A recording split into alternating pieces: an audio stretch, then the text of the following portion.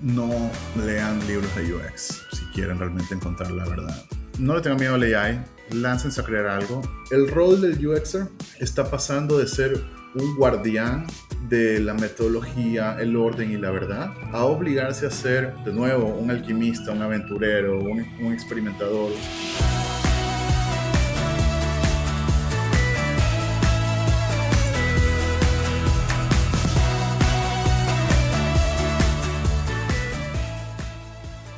And we are live again for another episode for the IXDF South America podcast. I'm here with Michael, my partner in this journey, and today we have the pleasure to welcome Javier Alcivar, that he's from Ecuador.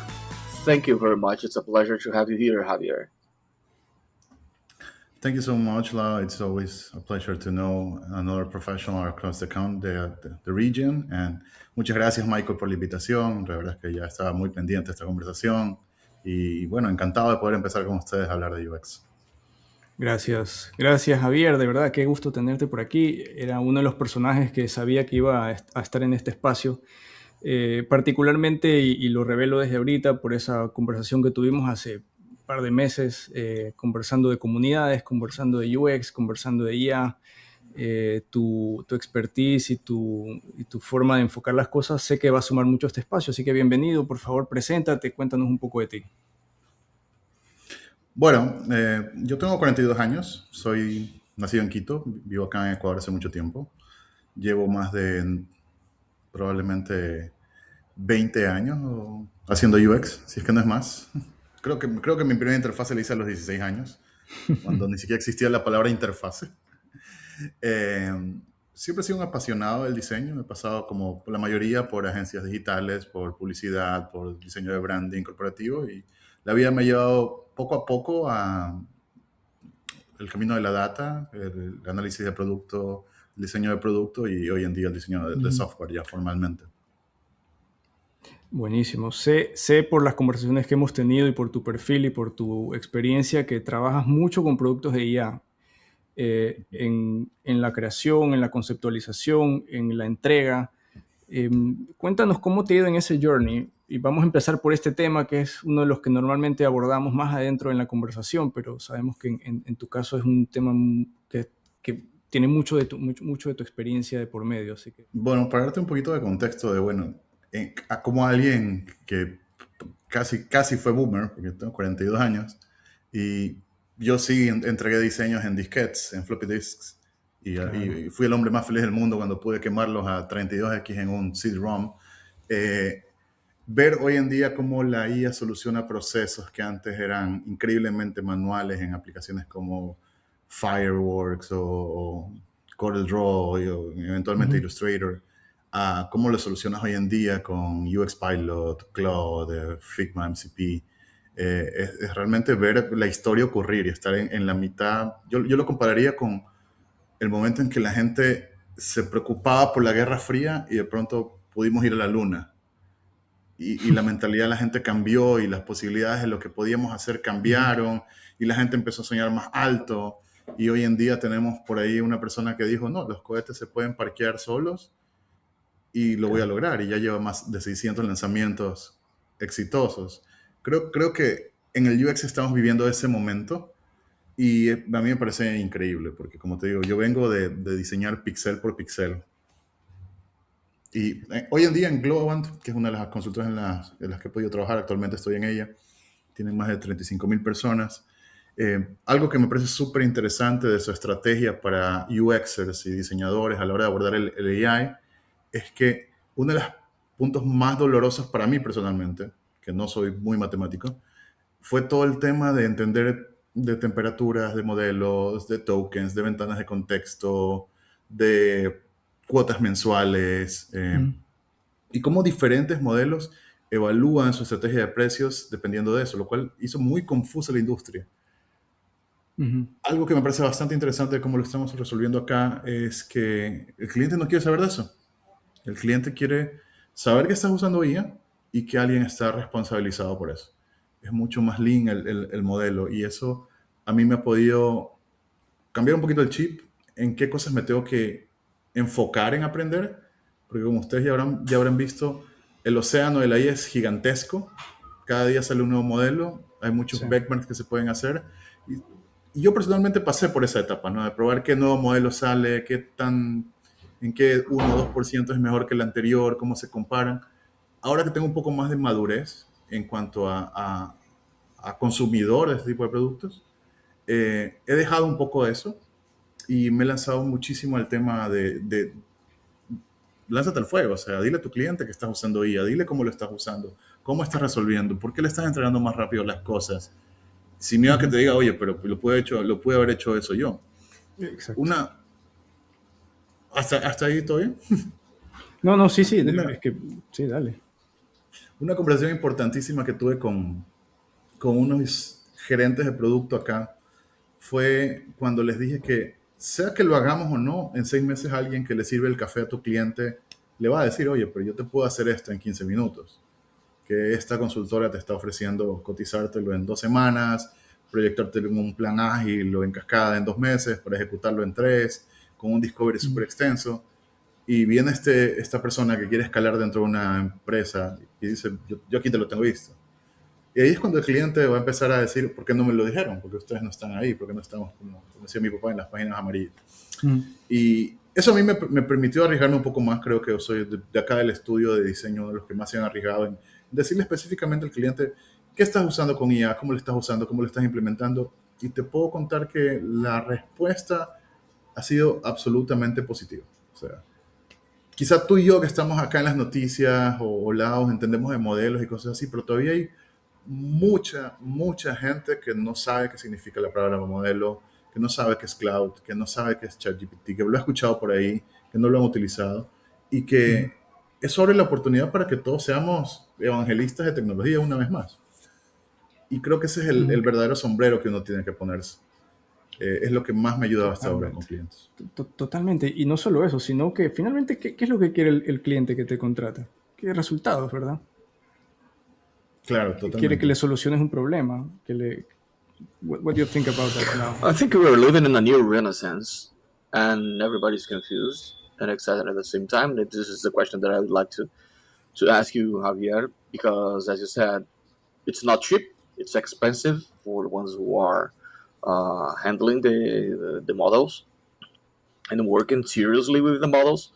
But as you said, the client he expects something that goes to the outcome that it's gonna save his life or solve his problem. And so the future is a little bit foggy, and that's what I would like to ask you in this moment of this transition of times where we are starting using more and more AI and reducing the time of productivity and having the necessity to study more about it and to teach more about it for our clients. Do you feel anxious or do you feel excited about this? Originally, I felt a lot of anxiety because I was part of a technological shift that happened in the 2000s, which was the dot-com era, and I kind of missed it. I didn't take it as seriously as now. So by the time when I became an expert of designing web pages, it was already near the dot-com crash. Y si quieres puedo continuar en español. Sí, dale. Ahora que ya tengo claro que este es un cambio trascendental y le he podido dar más prioridad, me he lanzado junto con otros compañeros de trabajo directamente a hacer programas de capacitación de inteligencia artificial, entender de modelos. Y algo que me pasó es que al principio hay una cosa que yo llamo el pantano de la información. Se siente como un pantano porque entras y se ve igual para todos lados, sientes que te estás moviendo muy lento, no sabes para dónde ir, no sabes qué de esas iniciativas o tiempo que estás gastando te va a traer dinero, cuál realmente le interesa al cliente. Y ese es un lugar en el que a veces muchos nos quedamos con todos Ujú. los cambios de tecnología. Ok. Yo siento que lo más importante aquí es, primero que nada, atreverte a exponerte, a lanzar algo. sea un prototipo en Figma, un vibe coding app que lances por ahí, que te metas al trend de building public y te atrevas a que la gente, algo que mi papá jamás lo hubiera imaginado, o sea, ponerte a fallar en público y que la gente te aplauda por eso hasta que tu app o tu startup sea exitosa, era algo impensable para los desarrolladores de software originalmente. Y me parece algo que es muy positivo, que ocurre en paralelo, en un cambio trascendental que está ocurriendo tan rápido, que no hay tiempo ya para estar en shadow mode 4 años a ver si traes algo increíblemente perfecto y muy estudiado. Justamente acá internamente estamos hablando de cómo el research de experiencia de usuario eh, en el día a día, en clientes que tienes que estar haciéndole pitches cada 2 semanas, cómo ocurre realmente. Y mucho de lo que está ocurriendo es que el rol del UXer está pasando de ser un guardián de la metodología, el orden y la verdad, a obligarse a ser, de nuevo, un alquimista, un aventurero, un experimentador, un científico, y no solamente la persona que levanta la bandera y dice, hey, esto no está bien hecho, puede que haya errores. Ahora todo es de nuevo el viejo este. Entonces, el primero que coge una carroza y va y se aventura, creo que es el que empieza a sacar. En mi experiencia personal con clientes, con pitches que he podido, yo trato de dividir el research que he hecho, lo que hago por hobby o porque me fascina todo este mundo, y lo que de verdad he podido convertir en dólares. Y lo que puedo sacar a colación o resumir de todo esto es que lo que sí he podido convertir en dólares es todo aquello que simplifica el día a día del cliente, no lo aburre con el stack tecnológico demasiado y definitivamente el delivery es mucho más ágil, el back and forth del cliente, el feedback, se siente la diferencia, es palpable versus una semana de esperar algo, verlo al siguiente día ya vivo. Eso es lo que realmente hace que el cliente diga, wow, estamos en otro mundo. Y antes lo hacía con 5 personas o la agencia me lo hacía y me lo entregaba después de un mes. Y varios clientes me lo han dicho, tú me has entregado cosas al siguiente día que otros clientes me entregaban en un mes. Obvio que eso crea sus problemas, ¿no? Porque a veces te tienes que saltar ciertos pasitos. Pero empresas como Perplexity tienen ahora maneras que antes yo hacía manualmente, ir a contrastar un resultado de un LLM con el mismo resultado, con el mismo prompt en otro, para ver que no estén alucinando, que todo sea factual, asegurarte que ir de una en una a las fuentes, a ver si la fuente no es una página de memes o un rant post en Reddit. Yo sí he llegado, porque estudié investigación científica, entonces sí trato de ser así de preciso con los LLM, porque hay que tener cuidado. Hoy en día Perplexity te da un botón, tú haces un check y te dice, quiero que hagas el mismo prompt en Cloud, en GPT, en Gemini, en Sonnet, y te contraste y te trae ya las diferencias entre ambos, los insights y lo único que encontró en cada uno. Eso para mí es el siguiente paso para poder confiar en estos modelos en ejecuciones ya de negocios. Poder estar tranquilo de que no estás trayendo solo basura. That's amazing. You're talking about an operational thing. You're talking about how to operate all this kind of information in this time. But for some years ago, we were builders and we had tools. So the tools were 100% dependent of our creativity, right? But now I think that the game has changed, and now we're still builders, but our creativity depends on the tools, because the tools are the ones that can make us the right or the wrong direction in how we can approach problems and things for our clients, for ourselves, for the community, for the society as a whole. So how do you envision this kind of change of times where the tools are not only the tools that depends on the creativity of the human, but they are part of it, and they can change the way that we think, the way that we create, and in a large scale, not only for the creative people, but builders in a whole range. Everybody can now build a website. Everybody can now build an app or something like this. Sí, claro. Una de las cosas que más me ha costado es encontrar un momento en la historia que se compare con esto que está ocurriendo. desde la invención de la fotografía, la rueda, el avión, la globalización como tal, acoger el capitalismo, y no hay ninguno que realmente tenga todos los ingredientes para ser comparable en cuanto a lo que esto nos permite hacer como humanidad. Pero uno que me pareció interesante cuando estuve haciendo esa investigación fue uno mucho más sencillo, que me trae a la época en la que a todos nos vendían kits de Tupperware para tener en la casa y nos llenamos todos de bandejas en la casa, que fue la revolución de los plásticos con el boom del petróleo, ¿ya? Y en ese momento, en los años 50, 60, se empezó a creer que el plástico iba a solucionar todos los problemas de la humanidad, de todas las maneras, desde herramientas, juguetes, equipos para medicina, ropa plástica, carros plásticos, habían prototipos, todo lo que originalmente se hacía en madera o acero o hierro empezó a reproducirse en plástico, porque la industria Ujú. trataba de empujar esa creencia de que esto va a reemplazar todo y lo va a hacer escalable, barato, asequible para todos y producible en cualquier lado. Esa fue una de los shifts and revolutions que más se me pareció a esto, porque la IA tiene también un tema muy grande detrás, que es el costo energético, el impacto al medio ambiente,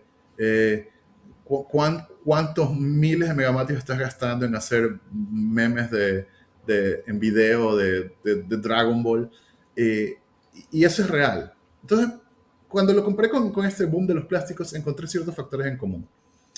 Y esa revolución pasó de llenar todas las casas de bandejas para comida que nunca utilizamos, reemplazar todos los muebles de la sala por plásticos, todas las ollas, todos los vasos, a empezar a volver a madurar, a entender hasta dónde llega la tecnología, dónde es útil, dónde es práctica, por ejemplo, un camping, una escuela para niños, un mall, y en lugares donde quizá vale más la nostalgia, el valor a lo artesanal, el respeto al creador, volvimos a regresar a la madera, al vidrio, a los materiales nobles, y empezamos a volver a reemplazar. Ahora entendimos ya qué pasa con los microplásticos, con los materiales que nunca aparecen.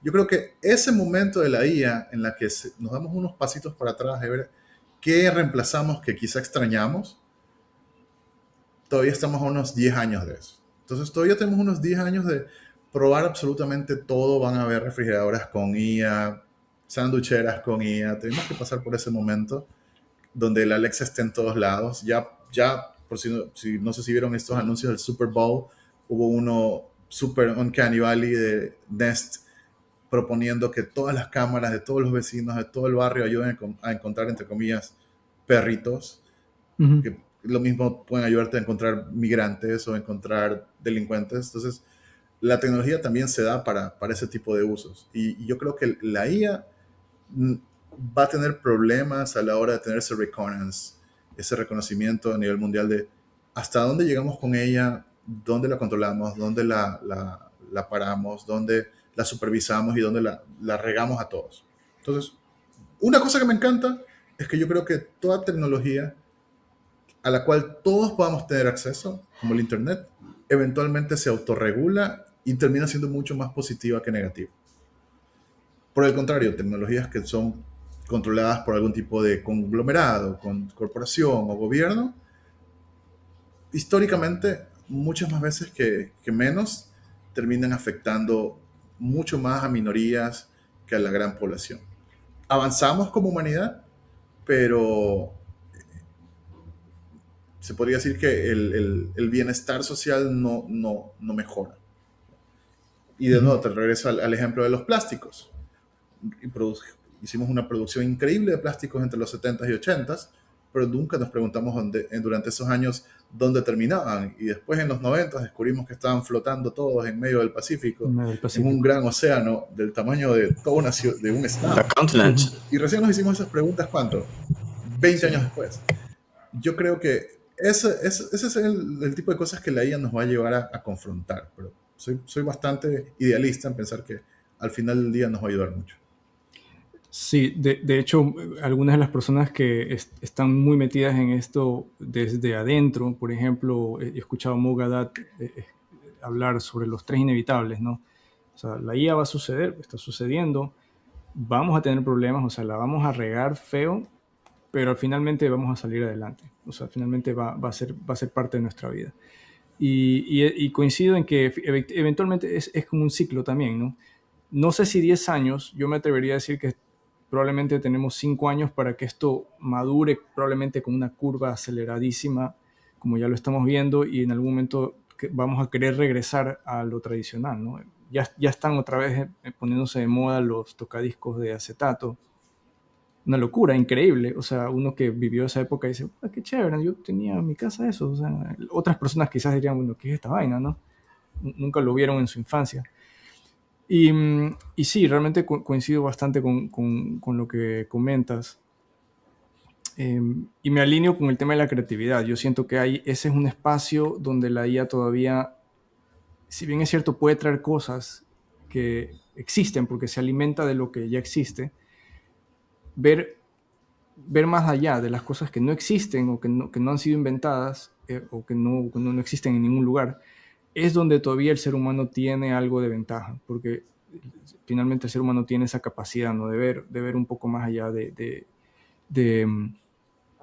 incluso trascender desde otros puntos de vista un poquito más complejos en los que no quisiera entrar ahorita, pero en esa parte todavía tenemos una ventaja, ¿no? Y probablemente tengamos que aprovecharla hasta que lleguen otras capacidades, ¿no? Si ya estamos entrando a computadoras cuánticas, esas van a cambiar el juego seguramente para muchas cosas. Así que súper interesante. What do you think about this, Lau? Yeah, this is interesting. And the thing that you said about people who are coming back to some of the things that we did a couple of years ago, and they're coming back again to do these things. But it's something that is very punctual. For example, to listen to the long players, as you said.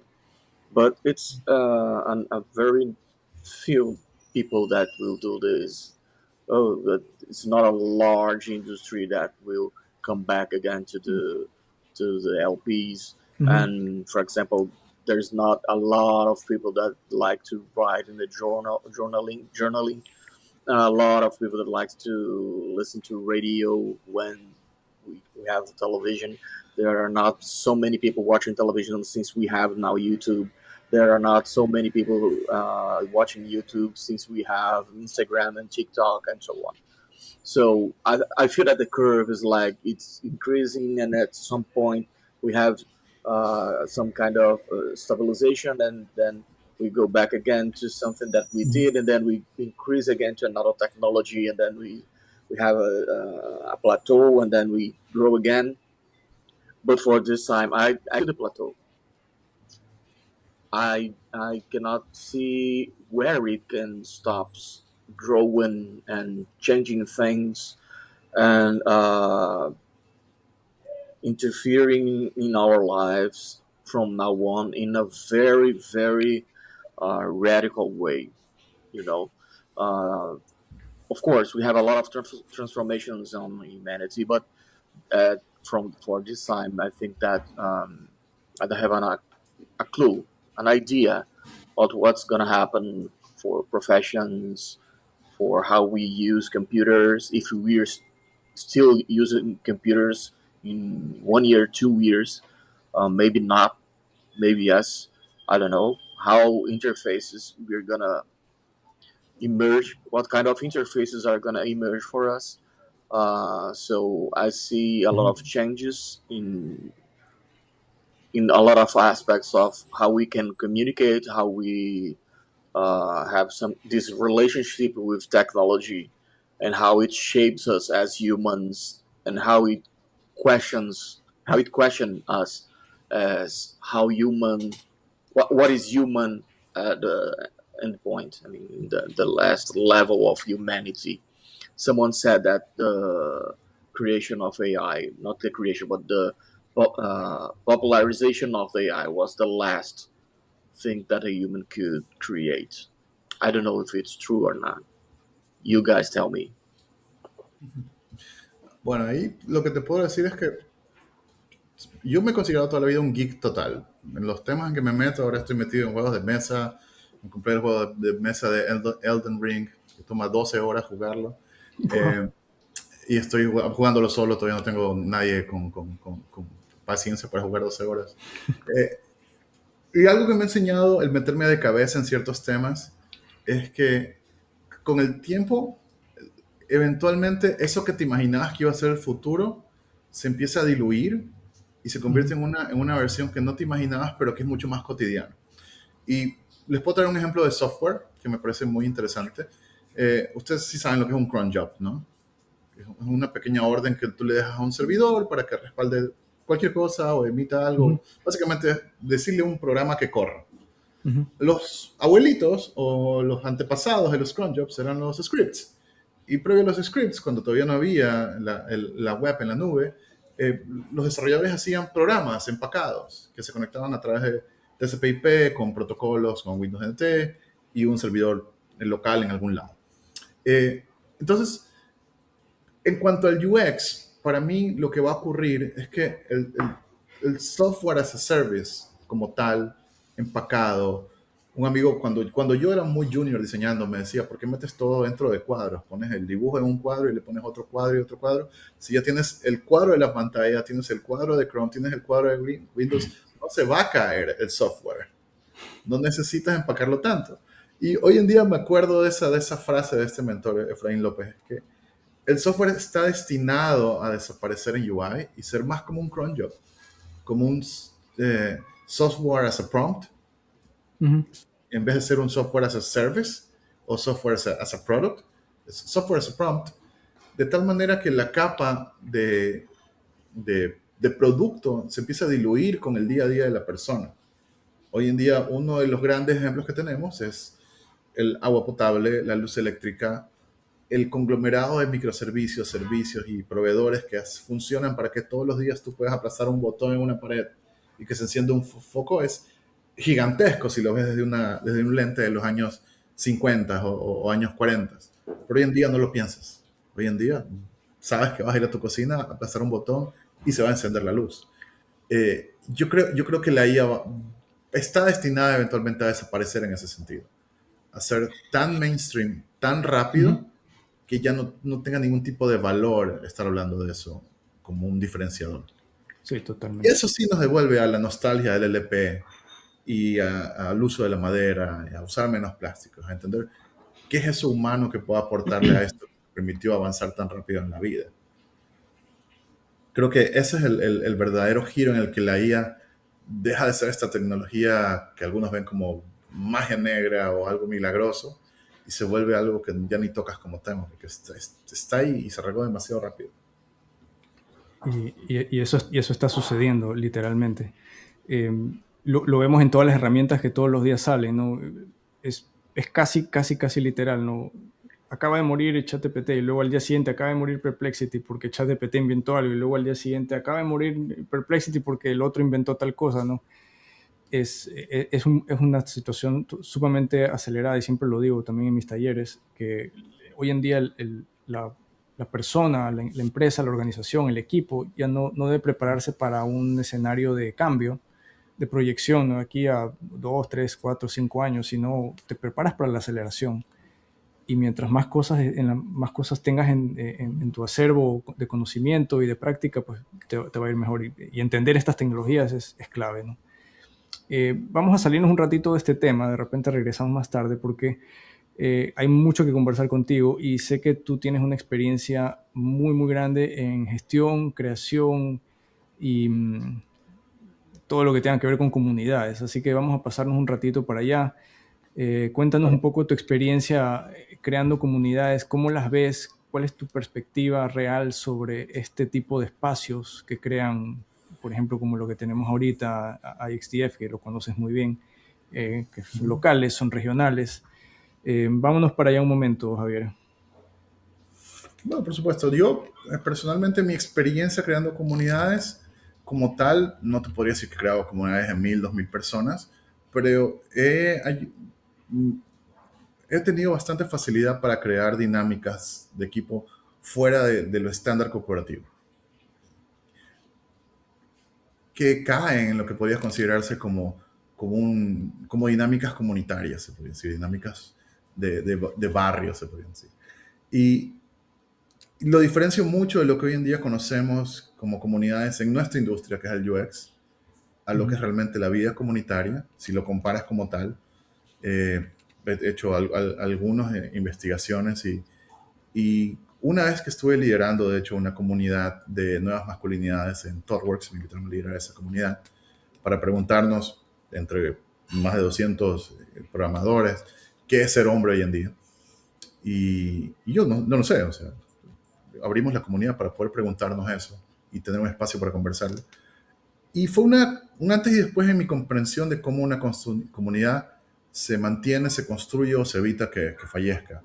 O de hecho se planifica que fallezca, porque yo creo que todo lo que se diseña debe también tener sus handoffs y su roll-off y eventualmente pasar a una siguiente parte. Yo diseñando dashboards aprendí que todo dashboard a los 6 meses 90% de tus usuarios no lo van a usar. Entonces debes diseñarlos para morir, para generar un gran pico en insights en la empresa y después ser tan buenos que ya no son necesarios. No tratar de crear productos inmortales, sobre todo en software. Y en las comunidades, cuando he tenido la oportunidad de crear y construir algunas, me doy cuenta que hay ciertos patrones o puntos en común que definen una comunidad que sobrevive al tiempo y que crece. Yo soy mentor de la Sociedad de Visualización de Datos de Chicago, que es una mega comunidad de más de 150,000 expertos en visualización de datos. Y esos patrones los encontré en esas pequeñas comunidades que pude construir en ThoughtWorks. El primero, son totalmente heredables. No hay mucha dificultad o red tape a la hora de decir, ahora tú eres el nuevo líder, tú te encargas de esto. Y eso requiere de dos cosas. Que el sueño y la misión de esa comunidad sea lo suficiente seductor para que cualquier persona que se lo merezca quiera cogerlo. Y que sea lo suficientemente fácil cogerlo. Entonces, cuando tienes comunidades en las que, por ejemplo, se crean comunidades alrededor del nombre, Javier Alcibar UX, ¿qué es lo que ocurre ahí? No importa qué tan buena sea esa comunidad, sea que se la haga en un grupo de WhatsApp o en un grupo de Discord o de Reddit, eventualmente yo me vuelvo la mascota, la mascota, el dueño, la voz de la comunidad y yo le doy la personalidad. Y ninguno de nosotros somos perfectos. Y lo otro que ocurre es que muchas comunidades no tienen una, se podría decir, misión altruista o algo más allá de sí mismas.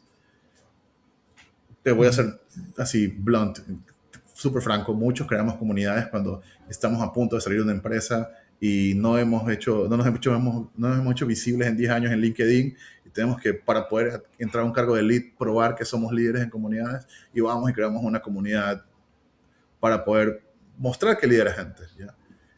Esas son las comunidades que primero fallecen, porque la misión de la comunidad es un poco, se podría decir, egoísta. En cambio, comunidades como la Data Visualization Society, yo veo que siempre están cambiando la dirección, siempre están cambiando los roles, siempre están dando oportunidad. Hay ciertos requisitos altos, como que tú seas un paying member, que no es barata la suscripción, pero el resto está. Y he visto gente de todos los rangos liderar esa comunidad a lo largo de los años y por eso siempre he tratado de seguir siendo mentor ahí. Ese es el segundo factor, una misión que inspire, pero que también sea fácil de heredar. O sea, porque sería muy fácil yo decirle a alguien, sé tú el próximo Javier Alcibar. El tercer factor común, que este más viene de la comunidad esta en la que fui líder de nuevas masculinidades, es quién habla y cuánto habla. Muchas comunidades empiezan por esa voz, se podría decir hasta cierto punto paternalista, de enseñar, educar, guiar, llevar de la mano. Y algunas necesitan realmente escuchar o crear las didácticas para que la gente converse y que esa conversación genere una inteligencia. En vez de solo traerla y otorgarla, como traerla, mi papá siempre decía el iti en latín, los que no son iluminados. El profesor antes, en la época de él, traía la luz a los estudiantes. Entonces se presuponía que eran personas sin luz, sin conocimiento. Hoy en día todos tenemos internet, entonces cualquiera te puede sorprender. Ese es el factor, cuando una comunidad no motiva o crea dinámicas que le permitan a la gente tener su propia voz y sacar adelante esa comunidad. ¿Por qué? De nuevo, quizá la misión no es muy importante o la No, figura, branding de las comunidades muy individualista y tú dices, no, pues yo no puedo hablar tanto como Javier Cibar, entonces mejor no hablo. Y ahí empieza la caída. Y no digo caída en interacción, de hecho sube, pero sube la cantidad de contenido de baja calidad que se comparte. Pasamos de tener conversaciones de alto nivel, que son los que usualmente fundan una comunidad, a compartir memes, a preguntar qué color es mejor o qué diseño A o B es mejor en Figma. ujú. Y se habla de temas críticos de carrera, de qué hago si me despiden hoy en día, cómo me hago una red de network rápido, cómo hago un CV súper eficiente, cómo me preparo para 6 meses sin empleo. O sea, yo no veo esas conversaciones en comunidades de diseño. A lot of things. So, as I said, I think that, for example, community, we build our identity between the intersections of communities. Communities are a group of people that have the same interests, and they connect with themselves with because of these interests, and we form our identities in the intersections of these communities. The community of school, the community of the work, a community of the family, community of the friends of your street, and so on. Since we have a lot of fragmentation of the South, because we were educated to be alumni, the person that is not enlightened, and the professor and the teacher brings to us the light, and now we have access to the light in a certain way, not the light is the knowledge, not the wisdom. I think that the personal branding is the new community, because as you enrich yourself with wisdom, you start to attract people that will uh, that will have the same interest that you have, and new communities are emerging that are not restricted to a geolocation community as we have today. For example, IXDF, we have the community all around the world, but we have people inside some of the cities, inside of the countries, that they get connected because of the bonds that is the UX, for example, or interaction design. And because of this fragmentation of the self, the personal branding as a community, we start to think. I am start to thinking about the relativity of the truth, since we talked about the ancient Greeks and the philosophy. So, does we have one truth for each one of us, and how can we live with this situation of my truth is different than yours, that is different from Michael, that's different from another person that's listening right now, and which one will prevail if we cannot stop to listen to the others truths, only speak our only truths as a community. Bueno, This is tough. algo que mencionaste Sorry, muy, this is tough. muy importante, sí. Well, I'm going to drink water for this one. So, algo mencionaste muy importante, la diferencia entre el sabiduría y conocimiento. Yo lo he vivido toda la vida con la diferencia entre más información y conocimiento. Mi abuelo vendía enciclopedias, entonces yo tuve acceso a las mejores enciclopedias, toda la colección de National Geographic desde los 5 años. Comí libros como Don Quijote y tuve un punto de quiebra a los 18 años en que me di cuenta que había consumido tanta información que el mundo me aburría bastante. Y escogí otro camino, que fue el camino de la inocencia, empezar a de verdad impresionarte inocentemente y tener inocencia del consumidor por todo lo que aparezca. Y no creer que porque ya lo leíste, ya lo conoces. No es lo mismo escuchar de algo que vivirlo. Y así empecé a diferenciar entre la información y el conocimiento. Entonces, en las mentorías en las que yo he podido acompañar a ciertos UXers, trato de enseñarles esa diferencia. Yo De hecho, la única organización de diseño que siempre recomiendo es el IDF, IXDF. A varios equipos que he tenido les he recomendado los cursos que tienen porque me parece la organización más honesta en términos de diseño de producto, valoración, precio para el latinoamericano promedio, en cuanto a conseguir esa información. Pero siempre les he dado claro que así hagas 100 cursos, tengas el mejor puntaje o seas el mejor mentor de X comunidad, realmente lo que tiene valor es tu conocimiento. El conocimiento es la información aplicada a tu realidad. Y eso es lo que hoy en día me ha costado recordarlo, pero es lo que me recuerdo ahora que estoy metido en el AI, es no importa cuánta información haya, lo que importa es cuál puedas coger con tu mano y aplicarla a tu día a día y llevársela a un cliente. Y eso es más que suficiente para este círculo gigante que se llama humanidad, hacerlo un poquito más grande cada vez. Y olvídate del resto. Y por eso creo que la palabra comunidad no es la misma que la palabra ciudad, por algo. Una comunidad no tiene un mayor, no tiene distritos, no tiene autopistas. Son mucho, un set de barrios que hay, un líder local y por ahí un viejo sabio, una señora sabia que sabe todo. En ese sentido, creo que el modelo de la IDF es muy bueno porque las comunidades son muy locales y este es un hot take mío, un personal take. Las comunidades cuando crecen demasiado están destinadas a desaparecer. Si es que no se mantiene ese espíritu de comunidad pequeña. Porque la personalidad de la comunidad se vuelve mucho más conformista, mucho más estándar, mucho más mainstream, y las voces que quieren traer algún tema mucho más específico de una localidad empiezan a sentir que quizás no van a ser escuchados, o quizás su tema es demasiado pequeño para gente que está hablando hoy en día de AI. ¿Ya? Y eso es lo que he notado en comunidades en las que he entrado a observar y no he encontrado quizás lo que yo busco.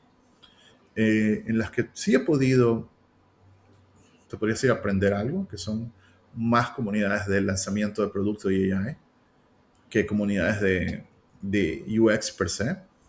Hay un gran diferenciador. Todas las semanas, un líder de comunidad saca a una especie de fogata o town hall a todos a ver quiénes han lanzado algo, porque la visión de esa comunidad es lanzar cosas al mundo, en este caso con vibe coding o con emprendimientos. En el mundo del UX todavía guardamos mucho de si no es suficientemente bueno, mejor todavía no lo muestro. Y por ende, por ejemplo, páginas como Behance, como Dribbble, tienen cosas hermosas que los que sabemos de UX no utilizamos como referencia porque hacen más daño que bien.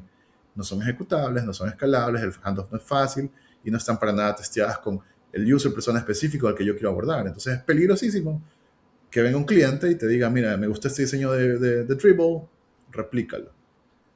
Pero creo que el producto de que sea así es que mucha menos gente está sacando diseño imperfecto, diseño que necesita una mentoría, diseño que necesita una corrección. Porque todavía creemos en esto de empacar producto. Y si lo bajamos a comunidad, termina siendo en que las comunidades siempre tratan a la gente de llegar con la pregunta más inteligente y no con la pregunta que necesita, porque la comunidad es demasiado grande, los temas son de muy alto nivel y no hay esas 3 o 4 personas con las que tengo la confianza. En mi carrera, lo que más me ha funcionado es crear estos pequeños cohorts de 2 a 5 personas de diferentes industrias para no tener una cámara de eco en la que nos damos duro todas las semanas. ¿Qué estás haciendo tú para crecer en tu carrera? ¿Qué libro estás leyendo? ¿Qué juego de mesa te compraste? Y sí, a veces jugamos videojuegos o nos mandamos memes, pero el core vision es quién está empujando más adelante que el otro. Y por eso sabemos que todas las semanas, el sábado o viernes que nos vemos en el chat room de un videojuego o en una sala es, bueno, ¿qué hiciste tú esta semana? Y ya todos saben que la pregunta no es, nada, estoy bien, como a todos los hombres nos han acostumbrado a responder. Sin importar cómo estemos, siempre manito arriba, todo bien. No, o sea, creo que los grupos pequeños te habilitan a poder de verdad decir, no, estoy mal y esto es lo que pasa y estoy colgado en esto. Por ejemplo, voy a hacer mi caso, lanzarme acá. Estoy tratando de lanzar una aplicación de vibe coding que te permita escanear tus facturas porque odio guardar mis facturas en la billetera y tener una billetera de este ancho. Y llevo creo que 35 refactors, más de 200 horas, lanzando, prendiendo el código, respaldando. Y ha sido todo un viaje y no he podido lanzar. Pero ¿cuántas historias de esas vas a escuchar tú en internet? No hay. Encuentras al que ya lanzó, al que ya le fue bien. Y eso es lo que crea comunidades de comportamiento sintético o artificial. Solo buscar el producto terminado. Eso está súper interesante. Y ahorita mencionaste un tema clave y esto es otra de las cosas que quería conversar contigo y que va a coincidir mucho con algo que está sucediendo. Aparentemente es un trend interesante y aquí Lau te va a apoyar y es el hecho de que en algún momento en tu carrera descubres que ser mentor de un equipo es un buen paso. Entonces tú me has contado que tienes un programa de mentoría. Aquí Lau también tiene un programa de mentoría que es bastante exitoso, lo está en Brasil. Entonces, ya viendo esta forma de operar, estoy a punto de decir, bueno, yo también quiero. Claro, no lo voy a hacer todavía, o sea, no voy a hacer algo por hacerlo, pero me parece interesante ese camino elegido, ¿no? Así que cuéntanos un poquito y ahí quizás esto lo puedas contrastar un poco con la experiencia de Lau. So you want, you can join in too. Um, ¿Cómo te va con este tema de la mentoría y qué es lo que realmente valoras tú en este proceso en el que tú trabajas con otras personas? Bueno, una persona me enseñó muy claro de que si hablamos de LinkedIn, como si fuera un lugar en la vida real, donde la gente está como en la plaza de una ciudad. La plaza vendría a ser ese lugar donde todo el mundo está tratando de venderte un celular, una media, llamándote a un restaurante, con el parlante, como una plaza en Latinoamérica. No sé cómo será afuera en Europa. Pero lo que yo considero que son mentores de calidad no tienen tiempo para hacer eso. Están muy concentrados en afilar su arte, construir su carrera, hacer lo que yo llamo quiet money y debes ir a buscarlos. ¿Ya? Y usualmente no están vendiendo cursos. Entonces algo que ocurre mucho es que la mentoría se ha vuelto un modelo de negocio. Yo, el día que decidí, me recomendaron y me dijeron, ¿cuándo cobras por tu mentoría? Me creo que fue hace 5 años. Personalmente yo me siento muy agradecido con la carrera que he tenido estos últimos 10 años. Todas mis mentorías son gratis, absolutamente. Y lo único que le pido a la persona que sale de mis mentorías es que lo haga por otra persona cuando se sienta en el seniority adecuado o lista para hacerlo. Y ha sido un camino bonito porque he pasado de hacer mentorías de 5 personas a la vez, talleres de 90 personas, conferencias de 3 semanas, que contigo las hicimos en ciertas organizaciones de design thinking. Y lo que siento que más me ha funcionado, las joyas que rescato, que son esas personas con increíble actitud de comerse el mundo, con brillo en sus ojos de querer aprender, con la humildad suficiente para dejarse enseñar. He podido entender que hay un método invisible, ¿no?, para poder detectarlas. Y la una es no tratar tú de ser un figurete en internet, de estar demasiado como que buscando. Hablar de lo que haces, hablar de cuando fallas. Uno de mis últimos artículos en Medium es el primer día que me despidieron de mi primer trabajo. Y eso me ha permitido traer mejores mentees. Que eso también ocurre. La dinámica mentor-mentee es bidireccional. Aprendemos el uno del otro y crecemos ambos. Y yo a todos mis mentores les digo, yo he fallado como mentor si al final de la mentoría tú no me estás a mí dando cátedra o enseñando algo. ¿Ya? Porque no, y siempre los invito, sobre todo por, como yo lo llamo, peligros de la globalización, nunca tengas un solo mentor, ten 5, 6 y contrasta con todos, porque yo lo hago con modelos LLM, lo hago con mis mentores. No, jamás le pedí a alguien, sígueme solo a mí, o no te metas a esa otra comunidad porque yo creé la acá primero. Ese tipo de cosas me ha ayudado a encontrar una mejor calidad de mentees que hoy en día han podido tener éxitos en la escala de su carrera gracias a esas dinámicas uno a uno, de vernos una vez a la semana, media hora, una hora, durante 1 o 2 meses. La máxima que daba hasta 1 año una persona. That's amazing. I've been mentoring for some quite time, and I think that I started as a one-on-one mentorship. It was free for a long time, and I felt that for most of them I helped, but it was not a process of continuity. It was only not a mentorship as we know as a mentorship, but a call of 30 minutes, one hour, and 1 hour and a half that we could talk about their careers and their problems and their spiritual anxieties and so on. And then I started to do some group mentorships and to help more people at the same time, but not losing the one-on-one interaction that I think that mentorship is all about. But it is possible to scale a mentorship in a group session. Of course, not so much people, but a small group that we can exchange uh, the knowledge, the wisdom, and our problems. Not only position myself as the savior, as a mentor, as a guru, but someone that have already run that road, that gone through that road, and it's available to go again to that at the same road or to climb the same mountain, the different mountain, because everyone has a different mountain to climb, but in a group together with 10 people, 15 people, uh, and as a mentor, I can say this path is what I did, and maybe it can be yours. You have to evaluate if it serves for you or not. But this self consciousness and the way that we exchange, I exchange with them, learning and teaching at the same time as they do the same. They learn and they teach at the same time. So my mentorship group is like climbing a mountain with a group of people. That's why I have this name here, Yamazaki, that means top of the mountain in Japanese.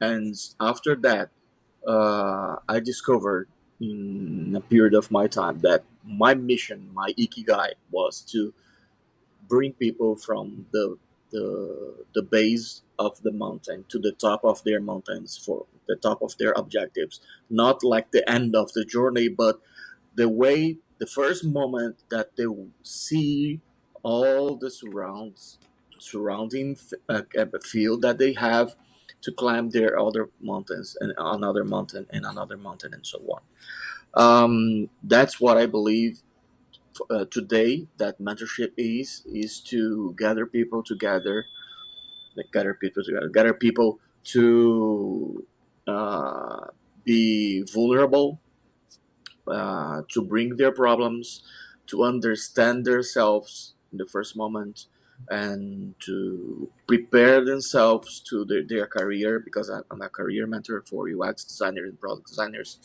and then escalate to the top of their mountains. And I'm there like um, I don't know how to call it, the Sherpa, little Sherpa that has the uh, um, uh, how can you call the one, the backpack that you use to climb the mountain. So I'm helping them to do this with me, and that's the meaning of the mentorship for me.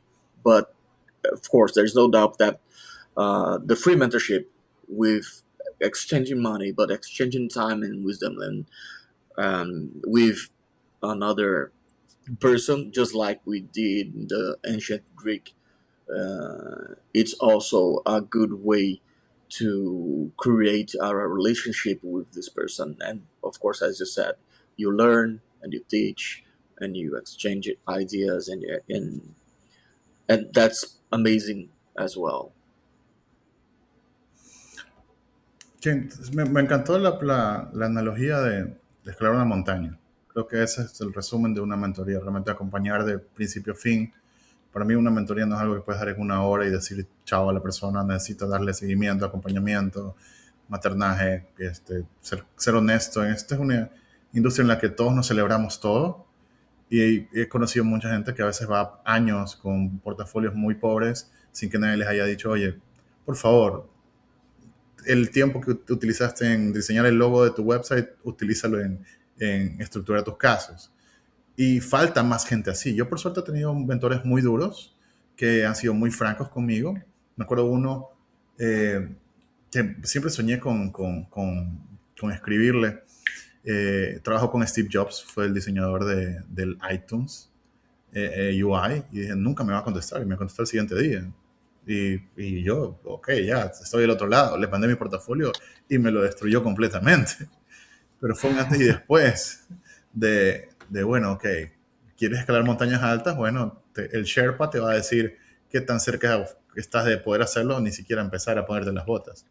Y, y esa experiencia me enseñó a escribirle, allá no haber límites, le he escrito, por ahí me acuerdo que le escribí a Mike Pell, que él dirige el estudio de innovación del garage de Microsoft, es un futurista, le pagan por pensar en el futuro, y también vio mi portafolio, le encantó, me dijo, tú eres un Microsoft guy, creo que calzarías acá muy bien, no tenía visa y era otro ilegal ahí, no podía viajar, pero me subió bastante el ego. Pero no contento con eso, me fui a otros lados y me di cuenta que mi portafolio era increíblemente bueno en ciertas industrias, no tan útil en otras, era relativamente bueno en ciertas cosas. Y ahí empiezas a entender una versión más palpable de tu realidad, que te enseña a ser humilde, a no entender que porque fuiste bueno en un producto, eres bueno en todos lados. Y eso es una muy buena lección. Creo que un mentor que no está haciendo mentira a alguien probablemente no está ocupando de buena manera su crecimiento, porque siempre se aprende. Y el tema de darles gratis, en mi caso personal, es porque yo me metí mucho en la fotografía, fui profesor de fotografía, fui fotógrafo de bodas, fotógrafo de quinceañeras, y un día me di cuenta que algo que me apasionaba muchísimo lo había convertido en un negocio y había dejado de ser divertido. Entonces dije, no, en adelante hay cosas que voy a hacer para hacer dinero y hay otras cosas en las que solo me quiero divertir y no las voy a convertir en un trabajo. Entonces la mentoría es algo que me encanta y por eso, en ese sentido, solo por eso no la he convertido en un modelo de negocio.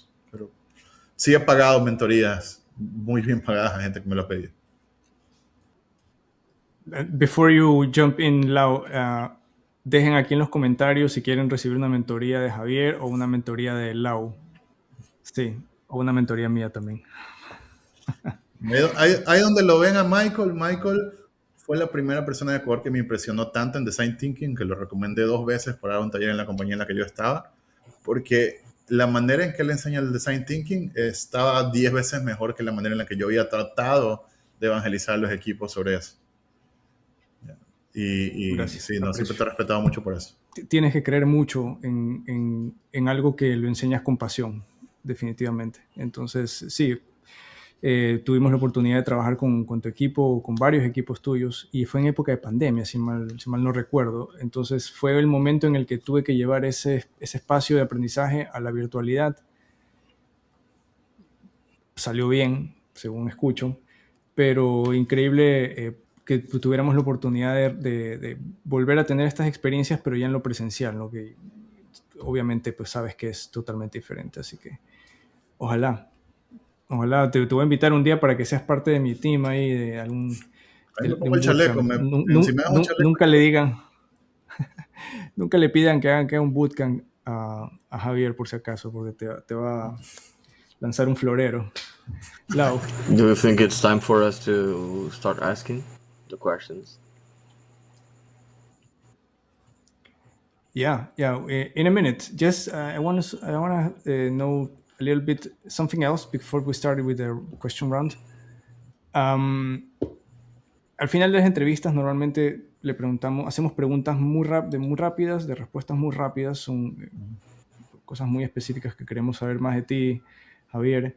¿Qué es lo que que tú quisieras que la audiencia recuerde de esta conversación en particular y que puedas sumarle a su vida personal, a su vida laboral, que le haya hecho clic?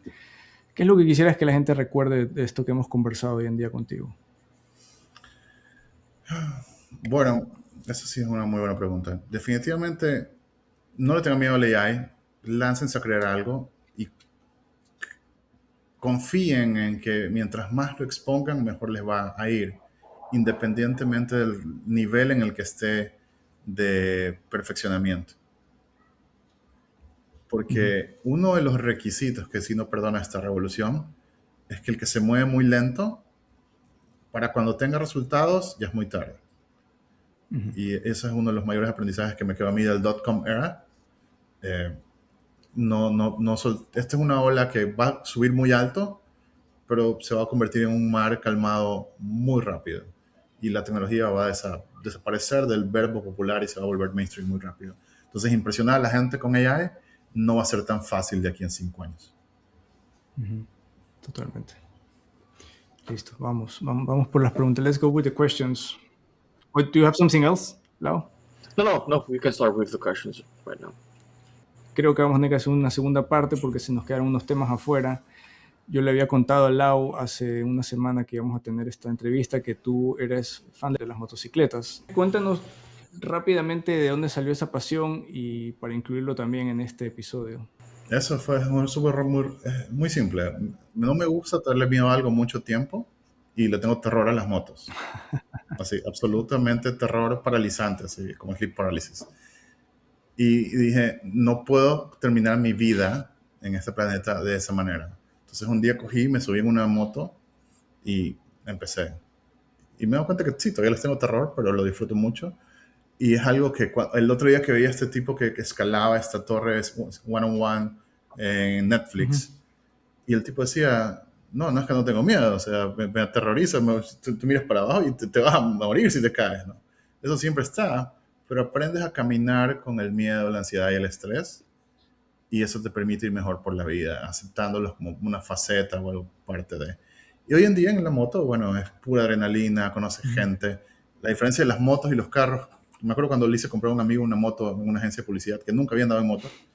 Le dije un día, ¿vamos a comprar una hamburguesa? Le digo, no, vamos a comprar motos. Y nos fuimos a comprar motos. La semana estábamos los dos como motorratones ahí, como chips en las motos.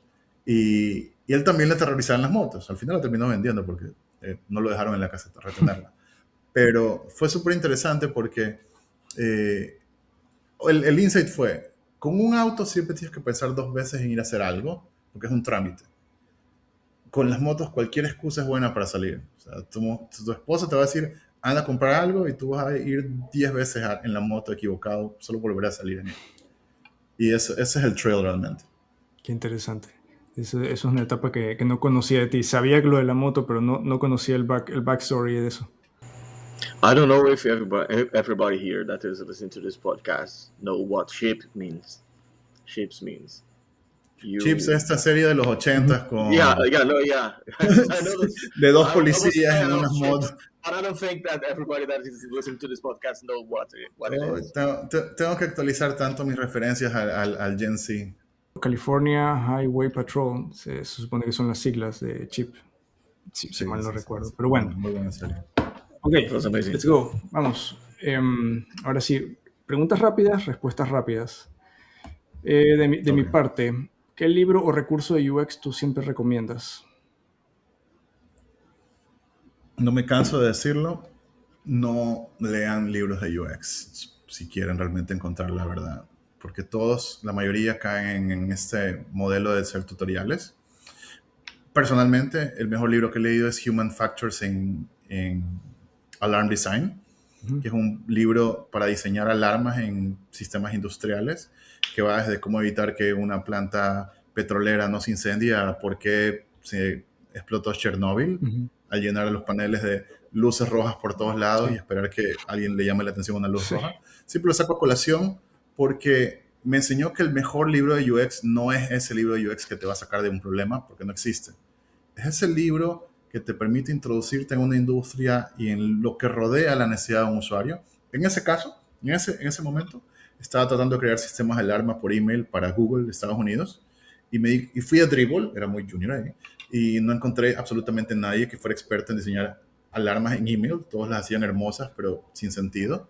Y yo ahí ya sabía visualización de datos. Y pensé en otra industria y dije, bueno, quizá en esta industria que hacen estos software horribles del 911 que te permiten llamar a la policía, a los bomberos, hay algo, y encontré ese libro, Human Factors in Alarm Design. Buenísimo, súper buena referencia. ¿Qué tendencia de UX te preocupa? Actualmente, ninguna que vaya a sobrevivir lo suficiente como para preocuparme. Quizá lo que más me preocupa es estas figuras que están tratando de defender su isla en el mundo del UX. O yo soy researcher, o yo solo soy UI, o yo soy CX y el CX encapsula todo. Me parece el mayor error en la carrera de una persona hoy en día encapsularse en un sombrero y por ende no conocer gente de otras industrias, de otros ámbitos, de otros roles o aprender de ellos para ser un profesional multifacético. Eso es lo que más me preocupa. Buenísimo, súper. La última, rapidísimo. Si pudieras diseñar alguna experiencia en el mundo, ¿cuál sería? Cómo notificar menos a la gente, hacer menos notification nagging y lograr que la gente use menos su teléfono. Súper, buenísimo. Great. It's my turn. Well, Javier, quick questions. One word, one answer. In one word. Who is Javier? A geek. A geek. Okay. And Javier, what is future? Now, Javier, what is future? you mean feature or future? Future, not feature. Future is now. Future. It's now. Future, for me, future is now. Okay. And Javier, what is future? Not present, not past. What is future? Probably One word. connection. Connection.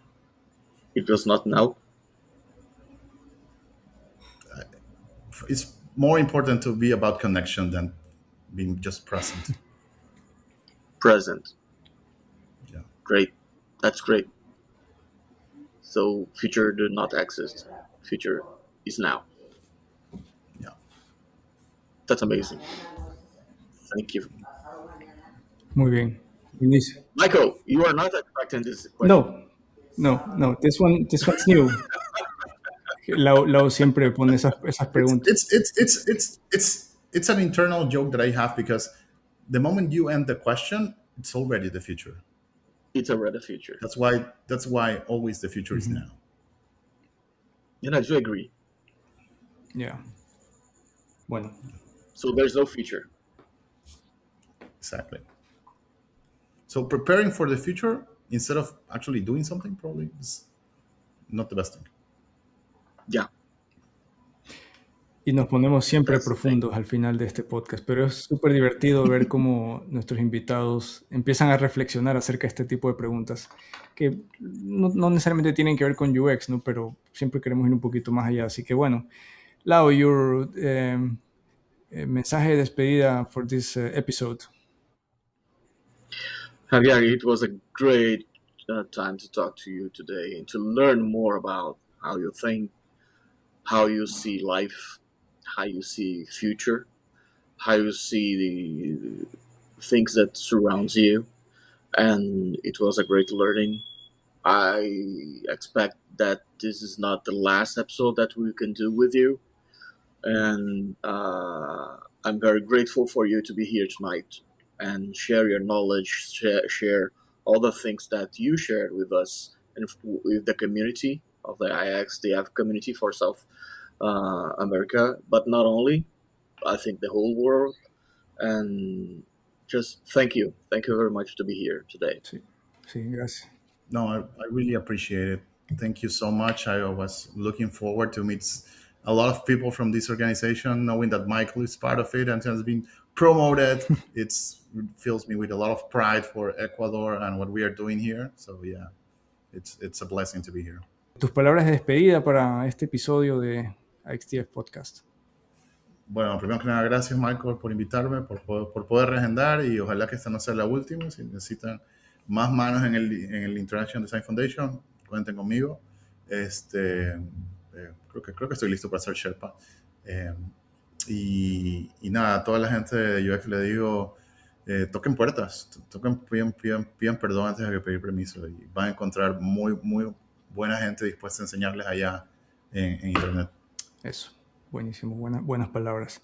Así que con eso finalizamos contigo, Javier. Una vez más, mil gracias. Tú vamos a compartir, sí, tu LinkedIn lo vamos a compartir en la grabación. Así que esto ha sido IXTF Podcast con Javier Alcíbar, ecuatoriano, experto. Nos ha dado una buena cátedra y espero que todos puedan sacar mucha información importante de este episodio. Así que muchas gracias a todos. Nos vemos en el próximo. Thank you all. Thank you. Nos vemos. Bye-bye.